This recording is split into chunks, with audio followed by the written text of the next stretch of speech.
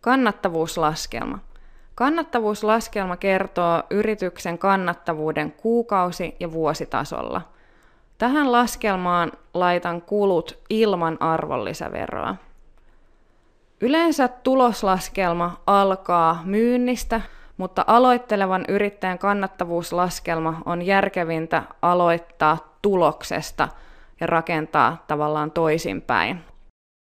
Ensin valitaan yritysmuoto. Tässä esimerkissä käytämme osakeyhtiötä, valitaan Oy. Sen jälkeen valitaan yrittäjän lukumäärä, tässä on yksin yrittäjä.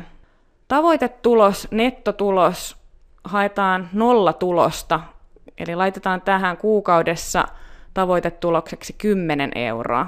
Eli on paljon mielekkäämpää tietää, kuinka paljon minimissään yrityksen tulee myydä, että päästään nollatulokseen. Totta kai osakeyhtiö tavoittelee mahdollisimman suurta voittoa, mutta alussa edes, että saadaan kulut peitettyä, niin se on jo hyvä tulos. Seuraavaksi laitamme lainojen lyhennyksen. Otetaan lainan määrä 20 000 euroa edellisestä rahoituslaskelmasta. Määritellään lainan aika, mikä on tässä tapauksessa 5 vuotta. Ja laitetaan yrityslainojen korko, joka voisi olla vaikka 6%. Laskelma laskee automaattisesti muut luvut. Mietitään kiinteitä kuluja. Yrittäjän pakollinen yrittäjäeläkevakuutusmaksu on 23,7%.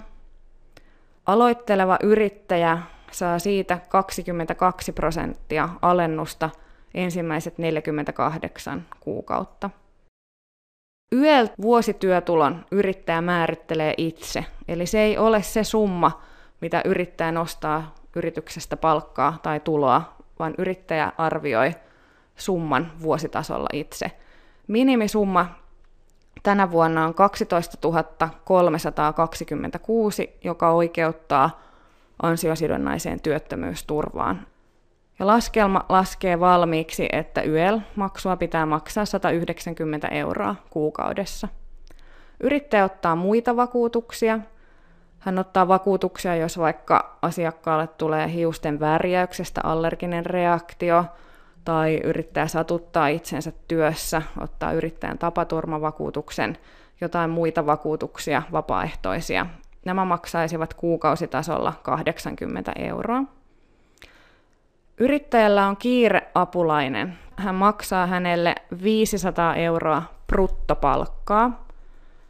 Palkkoihin tulee määritellä sivukustannukset, jotka varmaan realistisesti olisivat tässä tapauksessa noin 40%, mutta laitamme 50%, eli pelaamme vähän varman päälle.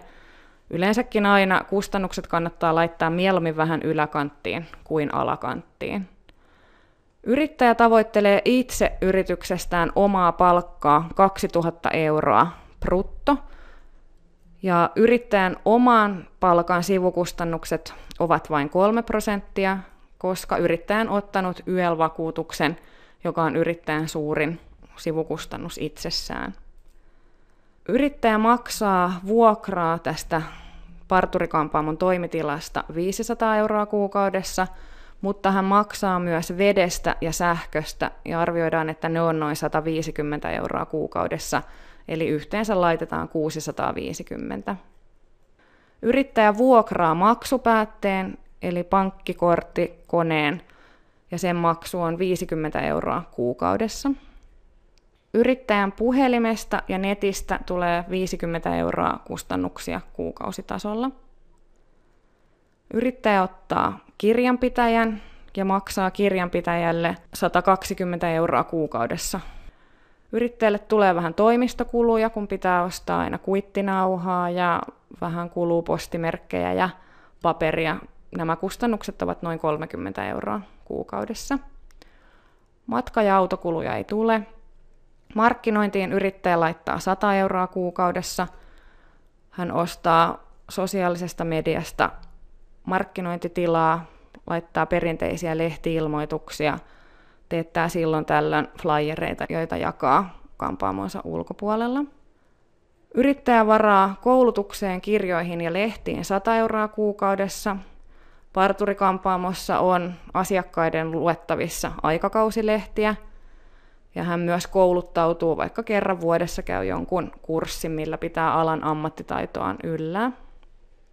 Parturikampaamon on hyvä varata korjauksiin ja ylläpitoon pieni summa rahaa. Tässä laitetaan 30 euroa. Tämä raha varataan siihen, jos vaikka hiusten kuivaaja hajoaa tai viemäri menee tukkoon, pitää tilata putkimies.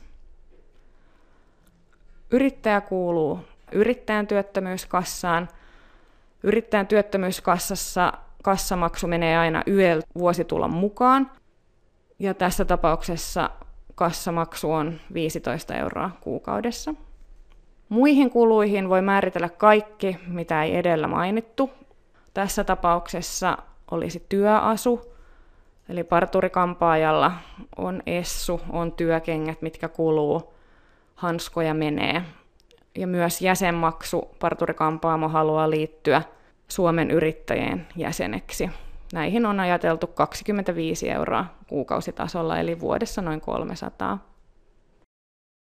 Seuraavaksi määrittelemme kateprosentin. Parturikampaajallahan on aika korkea kate, koska hän myy omaa osaamistaan. Eli kate on noin 90% luokkaa. Ajatellaan, että ainekäyttö on vain noin 10%.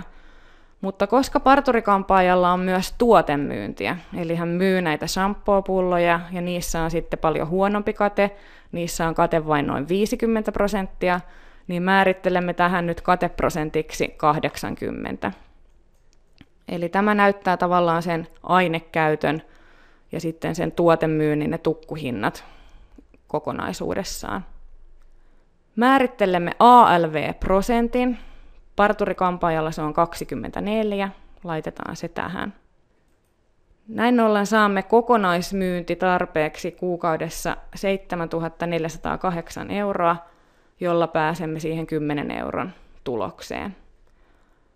Ja koska tämä laski kuukausitasoa ja parturikampaaja onkin töissä vain 11 kuukautta vuodessa, eli hän pitää heinäkuun parturikampaamon kiinni, laitetaan kuukausilaskutustavoitteeksi 11 kuukautta vuodessa. Näin ollen tämä luku nousee. Se on arvonlisäveron kanssa yli 8 000 euroa, koska se jyvittää yhden lomakuukauden tänne myyntiin mukaan. On mielekästä laskea päivälaskutustavoite, eli paljonko päiväkassan pitää olla, jotta yrittäjä pääsee siihen yli 8 000 euron kuukausimyyntiin. Parturikampaamo on avoinna maanantaista lauantaihin, eli noin 25 päivää kuukaudessa. Jos se olisi 5 päivää viikossa auki, laittaisin luvun 21.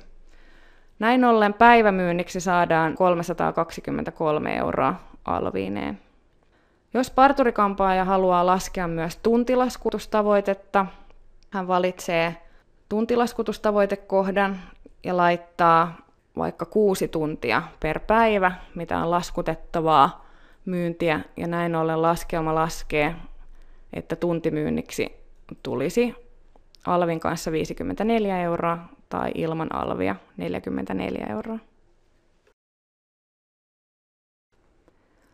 Jos laskelma tehtäisiin toiminimellä, niin nämä kohdat muuttuisivat: yhtiön muoto, tavoitetulos, palkka ja sivukulut.